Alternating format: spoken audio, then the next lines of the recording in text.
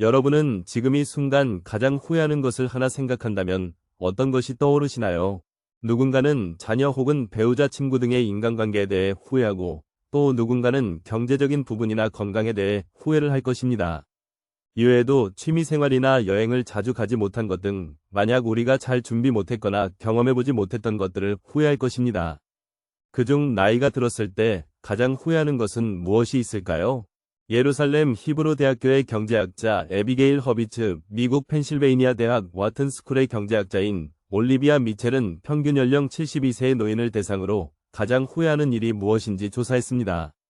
그 결과 돈과 관련하여 가장 많이 후회하는 것은 저축을 더 많이 하지 않은 것으로 나타났습니다.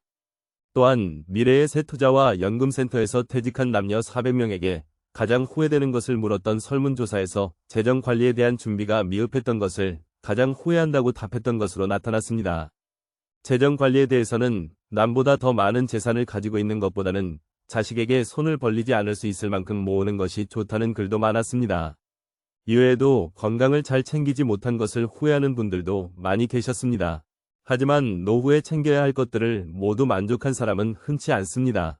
돈이 많지만 건강을 챙기지 못한 사람도 있고, 돈도 많고 건강하지만 이렇다 할 취미도 없고 삶을 즐기는 법을 몰라 모아놓은 돈을 잘 쓰지 못하며 불행하다고 느끼는 분들도 많습니다. 여기 경기도에 사는 김영철 씨의 지인 장명학 씨도 그랬습니다. 김 씨와 장 씨는 같은 대기업에 다니다가 비슷한 나이가 돼서 은퇴를 했습니다. 김 씨는 은퇴 당시 그제서야 그간 충분한 돈을 모아놓지 못한 것을 후회했습니다. 노후에 쓸 여유자금을 충분히 마련하지 못해 김 씨는 부랴부랴 일을 찾기 시작했습니다. 유튜브를 보며 퇴직 후에는 이런 자격증이 좋다, 이런 일이 있다 등 다양한 정보를 들었지만 막상 자격증을 따고 보니 김 씨에게 일을 내어주는 곳은 없었습니다. 김 씨는 은퇴 후 차폐의 지출이 많았습니다. 굳이 뭘 하지 않아도 은퇴하고 나서는 평일에도 주말 같은 생활을 하니 당장 바깥부터 2배 이상 뛰었습니다. 김 씨는 눈을 낮추고 또 낮췄음에도 일자리를 한동안 구하지 못했습니다. 김 씨는 속상한 마음에 은퇴 후 분기마다 여행을 가면서 여유로운 생활을 즐기는 것처럼 보이는 장 씨를 찾아가 조언을 구했습니다. 장 씨는 김 씨보다 3살이 많았습니다. 요새 일도 안 구해지고 죽겠네요. 형님은 요새 좀 어때요? 하지만 행복하기만 할 줄 알았던 장 씨는 예상 밖의 이야기를 꺼냈습니다. 장 씨는 퇴직하고 나 여행을 자주 떠나긴 했지만 갈수록 같이 여행을 갈 친구도 거의 없어졌다고 했습니다. 그리고 해외여행을 가도 언어가 안 되니 그 나라 사람들과 얘기하는 것도 힘들고 음식은 입에 맞지 않았고 유명한 건물이나 풍경을 봐도 별 감흥이 없었다고 했습니다. 무엇보다 장 씨는 그간 여행을 다녀본 적이 없어 즐기는 법을 몰라 여행을 가도 잘 즐기지 못했다고 했습니다.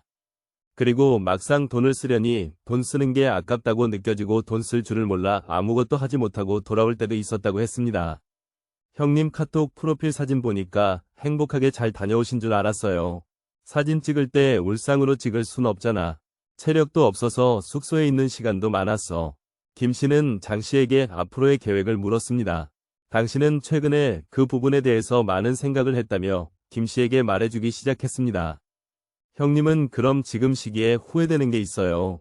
2가지 정도만 말씀해주세요. 2가지. 일단 첫 번째로 나는 오래 일하지 않은 것이 후회돼. 많은 사람들이 30년 넘게 일하고 노후에는 좀 편하게 보내고 싶다고 하잖아. 근데 그것도 1, 2년 하다 보면 질리기 마련이야.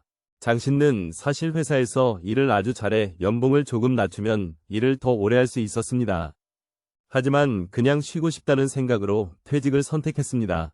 그리고 경제적으로 여유롭다고 생각을 했지만 막상 돈이 줄어들기만 하니 불안한 마음도 조금 있었다고 했습니다. 이후 장 씨는 일자리를 구하기 위해 눈을 낮추고 그래도 일자리가 구해지지 않자 그 기간 동안 열심히 공했다고 했습니다. 그러면서 지금은 소액을 벌 수 있는 파트타임 근무를 최근에 시작했다고 했습니다. 장 씨는 은퇴 후에 조금이라도 소액을 벌면서 생활비를 줄이는 것이 좋다고 김 씨에게 조언했습니다. 안 그래도 요새 그런 일을 구하고 있어요. 잘 안 구해져서 그렇지. 눈높이를 낮춰도 일 구하기 쉽지 않겠지만 그래도 계속 알아보고 시도해봐야지.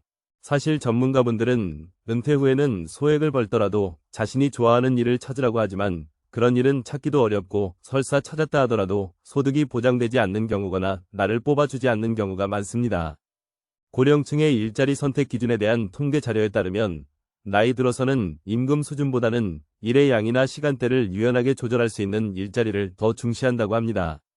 이렇듯 노후에 내가 하고 싶고 좋아하는 일을 하면 더할 나위 없이 좋겠지만 그렇지 않더라도 파트타임으로 일하면서 그 외에 남는 시간에 취미 생활을 하는 것이 좋은 대안이 될 수 있습니다. 은퇴 후에도 일을 하면 좋은 긍정적인 점들이 많습니다. 어스 뉴스앤월드 리포트에 따르면 은퇴 후 일을 하면 다음과 같은 장점들이 있다고 기재되어 있습니다. 첫째는 사회적인 고립감을 방지해 줍니다. 많은 분들, 특히나 남성분들은 퇴직을 하고 나면 그간 전화 목록을 차지했던 업무와 관련된 동료들과의 연락이 끊어집니다. 이로 인해 은퇴 후 우울증을 겪는 분들도 상당히 많습니다.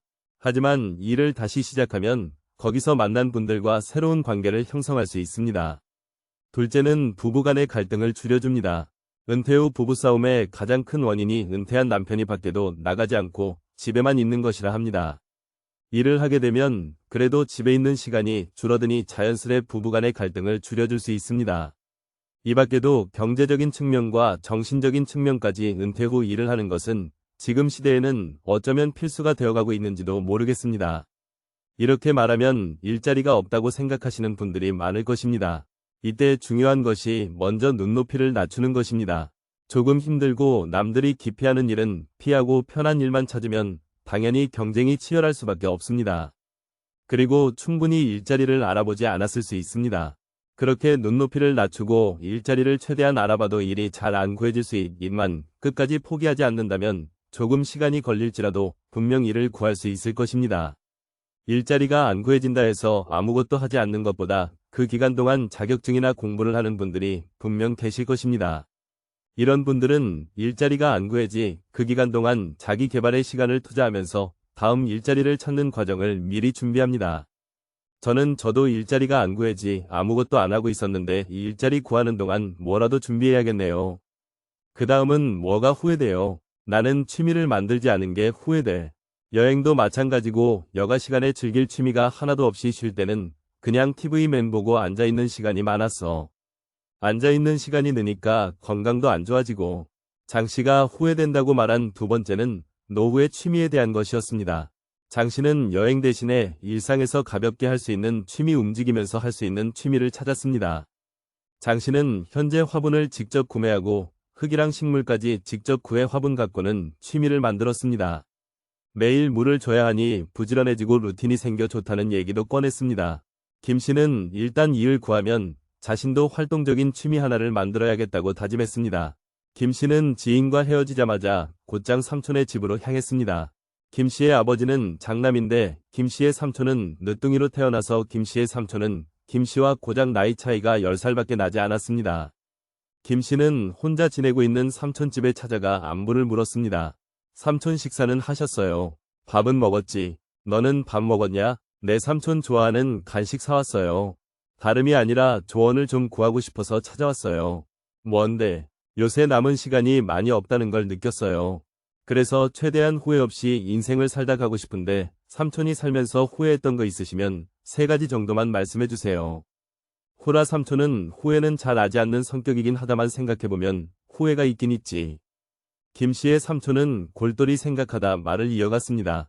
첫째는 치아에 신경 쓰지 않은 것이 후회돼. 김 씨의 삼촌이 고른 후회되는 첫 번째는 바로 치아였습니다. 어느 한 통계에서 인생 후배들을 위한 건강관리법 질문에 젊을 때부터 관리하면 좋을 신체 부위로 응답자의 81%가 치아를 뽑았습니다. 여러분은 치아 문제로 인해 음식을 잘 씹지 못하게 됐을 때 어떨지 상상해 본 적 있으신가요? 내가 좋아하는 음식을 잘 먹지 못하는 고통이 상당할 것 같습니다. 서울대 김현정 교수님은 구강 건강이 나빠지면 치매 위험이 높아진다는 연구가 있을 정도로 구강 건강은 노년기 삶의 질을 좌우한다고 말했습니다. 또한 치아와 잇몸이 부실한 노인은 영양 섭취를 제대로 하지 못하게 돼 기력이 금방 쇠하는, 이렇게 되면 근력 저하와 반복적인 낙상, 만성질환 악화 등의 위험이 커진다며 경고했습니다. 실제로 고령 환자분들 중에 씹을 때마다 아파서 먹는 게 겁난다고 하소연을 많이 하신다고 합니다. 우선 한번 치아 문제가 생기면 최대한 빨리 치과를 찾는 것이 가장 중요합니다. 치아를 치료하는 것도 골든타임이 존재해서 시기를 놓치면 치아의 상태가 급격하게 악화될 수 있다고 합니다. 단순 치주염의 경우라도 방치하게 되면 1년도 안 되는 기간에 다수의 치아를 잃게 되는 경우도 있다고 합니다. 전문가의 말에 의하면 60세 이후부터 잇몸이 내려앉기 시작하고 치아와 잇몸 사이에 공간이 느슨해진다 합니다. 그 사이로 음식물 많이 끼면 잇몸염증을 유발할 수 있습니다. 이를 방지하기 위해 치실치간 칫솔을 사용해 주거나 적어도 3개월에 한 번은 칫솔을 바꿔주는 것이 좋습니다. 100세까지 건강하게 장수하기 위해서는 보통 80세의 자연치아가 20개 이상 남아있어야 한다고 합니다. 나이 들어 먹는 것도 제대로 못 먹게 되면 자신이 처량하게 느껴질 수밖에 없습니다. 치아 관리를 열심히 해서 건강한 음식들을 맛있게 잘 섭취하도록 오늘부터 치아 관리를 위해 노력해야 합니다. 요새 일도 안 구해지니 야식 먹고 치아도 안 닦고 잤는 데의 습관부터 없애야겠네요. 김씨의 삼촌은 김씨의 말이 끝나기도 전에 다음 후회되는 것을 말했습니다. 두 번째는 나쁜 인간 안 만나는 게 최고야. 사기꾼만 다 잡아 처벌을 가하면 정말 좋은 나라가 될 텐데 참. 김씨의 삼촌은 은퇴 후에 사기를 당했던 경험이 있었습니다. 물론 김씨의 욕심이 화를 부르기도 했습니다. 나이가 들수록 쉽게 사기를 당할 확률이 올라간다고 합니다. 미국 로스앤젤레스 캘리포니아대 셀리 테일러 교수팀의 연구에 의하면 나이 들어 쉽게 사기를 당하는 이유가 참 거짓을 구분하는 뇌섭렵의 기능이 젊은 사람보다 떨어지기 때문이라고 합니다. 오랜 시간 지혜가 쌓이고 살아온 기간만큼 경험을 바탕으로 사람 보는 눈이 더 정확해져 쉽게 사기를 당할 것 같지 않지만 오히려 사기꾼에게 더 잘 당한다는 사실은 의외입니다. 이런 사기에 당하지 않기 위해서는 공짜로 무언가를 주는 곳에는 참석하지 않는 것이 좋습니다. 특히나 투자 설명회 같은 곳에서 점심을 주는 곳이 여기에 해당합니다. 무엇보다 사기꾼들은 욕심이 가득한 사람들의 냄새를 잘 맡는다고 합니다. 그래서 자신의 재산을 누구에게도 밝히지 말고 욕심이 끼어있다는 사실을 겉으로 드러내는 것은 좋지 않습니다. 특히나 모르는 사람보다는 지인을 조심해야 합니다. 뻔한 말이지만 자신이 공부한 것 외에 남의 말을 듣고 투자는 절대 해서는 안 됩니다. 누구한테 절대 재산에 대해 밝히지 않는 것이 좋고 투자나 이런 것에는 관심 없다는 것을 항상 내비치는 게 좋아. 명심할게요. 김씨가 알아들었다는 제스처를 취하자 삼촌은 바로 다음 후회하는 것을 말했습니다. 그 다음 후회되는 건 부모님과 자주 만나 대화를 나누지 못한 것이야. 상치 못한 말에 김씨는 조금 놀랐습니다. 김씨의 삼촌이 뽑은 후회하는 세 번째는 부모님과 대화하는 시간이 거의 없었다는 것이었습니다. 항상 삼촌은 부모님, 즉 김씨의 할아버지 할머니가 밥 먹으라고 하면 대답만 하고 뭐해라 춥지 않냐 등의 부모님의 말에 삼촌은 늘 단답의 대화만 했다고 했습니다. 정작 부모님이 돌아가실 때가 되자 삼촌은 부모님이 뭘 좋아하시는지, 어떤 음식을 좋아하고 부모님이 젊었을 때 어떤 경험을 했는지, 부모님도 과거에 가슴 뛰었던 경험은 없었는지가 궁금했습니다.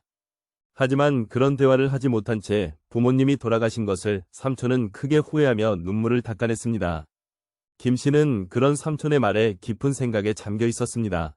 김씨의 아버지는 돌아가셨고 김씨의 어머니는 요양원에 들어가 계셨습니다. 김씨는 은퇴 후 어머니를 요양원에 보내게 됐고 처음에는 자주 찾아갔지만 요새는 또 일을 구하고 여유가 없다는 핑계를 대며 어머니를 자주 보러 가지 못했습니다. 김씨는 서운함을 얘기하는 어머니의 말을 애써 무시하기도 했습니다. 김씨는 삼촌의 말을 듣고 본인도 어머니가 젊을 때 어떤 일을 겪었는지, 뭐를 좋아하고 뭐를 싫어하는지 잘 알지 못했습니다. 좋아한다고 하는 것이 김씨와 다른 자식들을 배려하기 위해 하는 말인지 진짜 좋아하는 것인지도 알지 못했습니다. 김씨는 얼른 면회 신청을 해서 어머니와 이야기를 나누고 싶었습니다. 김씨는 그런 생각을 하며 우는 삼촌을 위로했습니다. 삼촌은 조금 창피하다는 듯 바로 다음 말을 이어가기 시작했습니다. 하나가 더 떠올라서 하나만 더 말해줄게. 삼촌은 마지막으로 주변 사람들에게 너무 휘둘린 것을 후회한다고 말했습니다. 삼촌의 말처럼 임종을 앞둔 사람들에게 가장 후회되는 것을 물었을 때 많이 나오는 대답 중 하나가 자신이 할 말을 제대로 하지 못하고 다른 사람들에게 휘둘리며 살았던 것이었습니다. 그러면서 김씨의 삼촌은 나이가 들면 함부로 대하는 사람도 많이 생긴다며 그 상황 속에서 나를 지키는 방법을 먼저 터득해야 한다고 조언했습니다. 여러분은 이런 관계에 대해서 여러분 자신을 잘 지키는 편이신가요? 누군가 나에게 막말을 하거나 함부로 대하는 것을 그냥 놔두고 계시진 않으신가요? 지금부터는 이와 관련하여 주변 사람들에게 휘둘리지 않고 나를 지키는 법에 대해 알려드리려 합니다. 뻔한 말처럼 느껴질지라도 인생에 도움되는 좋은 지혜들 전부 얻어가셨으면 좋겠습니다. 그럼 다시 이어가겠습니다. 주변 사람들에게 휘둘리지 않고 나를 지키는 법. 첫 번째, 거절을 잘하자. 무리한 부탁을 거절하지 못하고 울며 겨자 먹기로 승낙했다 끙끙거렸던 경험은 누구에게나 있을 것이다. 처음에는 기분 좋게 호의를 베풀었지만 점점 무리한 부탁이 계속되면서 원망이 쌓이는 경우나 솔직하게 거절하기가 힘들어 다른 변명을 둘러대고 빠져나왔던 경우도 경험해 보았을 것이다. 거절을 위한 건강한 소통법의 첫 번째 단계는 거절을 어려워하는 내 마음을 읽어주는 것이다. 최근에 거절하고 싶었지만 거절하지 못했던 일이 있었다면 떠올려보자. 또는 거절하지 못해서 오랜 기간 감정의 응어리가 남았던 경험을 떠올려보아도 좋다. 거절을 잘해야 관계가 오래간다. 거절하기 힘들어하는 사람들이 빠지기 쉬운 생각 중에 하나는 거절하면 사람들이 상처받을 것이라고 믿는 것이다. 물론 상처받을 가능성도 있지만 자신의 감정은 결국 스스로 선택하고 책임지는 영역이기 때문에 우리가 타인의 마음을 제멋대로 예측해서 모두 통제하거나 책임질 수 없다. 100번 잘하다가 한 번 못하면 비난을 받아도 100번 못하다가 한 번 잘하면 칭찬을 받는 것은 기대치의 기본값 때문이다. 전자는 나에 대한 기대치의 기본값이 이미 높아진 상태이고 후자는 낮아진 상태이다. 호의를 지속하니 권리인 줄 안다라는 말처럼 거절을 못하고 계속 맞춰주기만 하면 사람들은 기대치를 점점 높이게 된다. 결국 내가 전부 해주기를 바라며 의존도가 높아지는 상황이 벌어지기도 한다. 여기까지라는 선을 그어주는 것은 건강한 관계를 위한 소통의 기본이다. 서로 알려주어야 지킬 수 있다. 오늘부터 곤란한 부탁을 했을 때 다음 중 한 가지 방식을 선택하여 거절해보자. 첫째, 단도직입적인 거절하고 싶지 않아요, 내키지 않아요, 그건 안 되겠어요처럼 명확하게 거절하는 기술이다. 단도직입적인 거절에서 중요한 점은 사과하는 말 없이 간결하게 거절한다는 것이다. 우리는 미리 예상되는 공격에 자신을 보호하기 위해 습관성 사과를 하기 쉽다. 가령 왜 이런 것도 못 들어줘, 너 이기적이다 같은 비난의 선제 방어막을 치는 행동이다. 여기서 죄송한데요, 와 미안하지만 같은 습관성 사과는 과감히 생략한다. 단도직입적인 거절은 단순하지만 그만큼 다소 강하게 느껴질 수도 있다.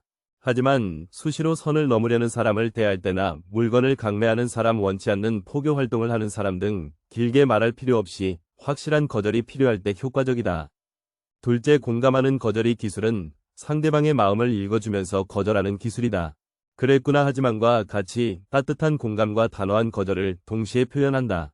가령 소개팅을 하게 된 친구가 처음이라 긴장되고 떨린다며 더블 소개팅을 하자고 부탁하는 경우 처음 하는 소개팅이라도 어색하겠지 이해는 하지만 더블 소개팅을 하는 건 내키지 않아 하고 상대의 마음에 공감하면서 거절한다. 다만 이 경우 상대의 마음에 공감하는 데서 그치지 않고 섣불리 상대의 생각을 지레 짐작하거나 해결책을 제시하지 않도록 주의한다. 셋째, 이유 있는 거절. 이런 이유 때문에 할 수 없어와 같이 거절할 수밖에 없는 이유를 간결하고 분명하게 말하는 것이다. 습관성 사과나 구구절절한 변명이 아니라 정말 거절해야 할 이유가 있을 때만 진정성 있게 전달한다. 넷째, 대안을 제시하는 거절 대신 이건 어때라고 대안을 제시하거나 이것 아니면 저것은 어때라고 물어 선택지를 주는 방식이다. 우리가 수용할 수 있는 범위 내로 상대방이 선택할 수 있는 대안의 폭을 좁혀주거나 상대방이 해결 방법을 생각해내지 못할 때 대안의 메뉴를 제시하기 위해 활용한다. 그러면 이렇게 해와 같이 답을 정해주는 것보다 몇 가지 대안을 제시하고 의견을 묻게 되면 상대방의 선택권을 존중할 수 있다. 대안을 제시하는 거절은 공감하는 거절이나 이유 있는 거절 다음에 덧붙여도 좋다. 우리는 관계가 가까울수록 좋다고 생각하지만 아이러니하게도 관계는 사이라고 표현한다. 친구 사이, 연인 사이와 같이 건강한 관계는 사이를 둔다가 관계 내에서도 건강한 사이를 유지하기 위해서는 거절을 통해 적절한 선을 지켜줄 필요가 있다. 거절은 조금 답답하고 마음에 차지 않더라도 적절한 거리를 두고 지켜보면서 각자의 책임을 돌려주는 것이다. 주변 사람들에게 휘둘리지 않고 나를 지키는 법. 두 번째, 부정적인 감정을 다스리자. 먼저 부정적인 감정도 일단 받아들이자. 틀린 감정은 없다. 나쁜 감정도 없다. 감정은 마음의 신호와 같아서 흔히 나쁘거나 틀렸다고 믿는 화, 실망, 불안 같은 감정도 저마다의 기능을 수행한다. 예를 들어 화가 나는 감정을 살펴보면 응당 그러해야 한다고 믿는 삶의 규칙을 타인이 위반하거나 권리를 침해하는 행동을 했다고 생각했을 때 나타나는 감정이다. 가령 운전 중 깜빡이를 켜지 않거나 지하철 안에서 큰 소리로 통화를 하는 사람을 향해 느끼는 분노가 이와 같은 맥락이다. 이때 분노는 나의 힘이라는 말처럼 우리 마음은 화라는 감정을 통해 몸과 마음의 에너지를 끌어모아 강렬한 동기를 가지고 저항하거나 원하는 것을 요구하게 된다. 이러한 분노는 스스로 정해놓은 규칙을 위반했을 때 자기 자신을 향하기도 한다. 부정적인 감정을 격하게 느낀다는 것은 내 마음의 귀를 기울여달라는 마음의 신호이다. 마치 통증 같은 몸의 증상을 무시하면 병을 키울 수 있는 것처럼 부정적인 감정을 외면하면 마음의 메시지를 읽고 해소해줄 기회를 놓치게 된다. 나 자신과 소통을 시작하는 지점은 감정을 있는 그대로 받아들이는 데서 시작한다. 불편한 감정의 문을 열어주었다면 이제 감정의 이름을 불러준다. 왜 그렇게 느끼는 건의가 아니라 이때 어떤 감정을 느꼈니라고 자기 자신에게 물어본다. 그 다음은 감정을 말로 표현해 보는 것이다. 감정을 말로 표현하는 것은 생각보다 쉬운 일이 아니다. 왜냐하면 감정은 몸의 감각과 밀접한 관련이 있고 온전히 느끼는 경험이기 때문이다. 마치 후각이나 촉각, 미각과 같은 몸의 감각처럼 느끼는 경험 그 자체를 어떻게 말로 설명할 수 있을까? 와인이나 향수를 소개하는 모습을 떠올려보면 감각을 언어로 표현한다는 것이 쉽지 않다는 것을 바로 이해할 수 있다. 온갖 감각 단어를 동원하여 아는 맛이나 아는 향을 갖다 붙여도 결국 직접 시험하거나 시향해보지 않는 이상 감각적 경험을 정확하게 언어로 묘사하는 데는 한계가 있다. 감정의 언어도 마찬가지다. 이를 위해 나는 감정 단어 학습하기를 추천한다. 불편하더라도 감정을 초대하여 온전히 느끼고 이름을 찾아 불러주는 것은 내 마음을 읽어주는 기초 작업이 된다. 이때 감정을 표현하는 단어가 떠오르지 않는다면 두 가지 방법이 도움이 된다. 첫 번째는 자신의 감정을 가장 가깝게 표현할 수 있는 단어를 찾아 감정을 읽어주는 방법이다. 수치스럽고 화가 났구나, 당황스럽고 불안했으나 등과 같다. 휘둘렸던 상황을 곱씹으며 자신이나 타인을 공격하기보다는 방식으로 먼저 자신의 감정을 읽어준다. 두 번째는 책을 통해 감정 어휘를 풍부하게 할 수도 있다.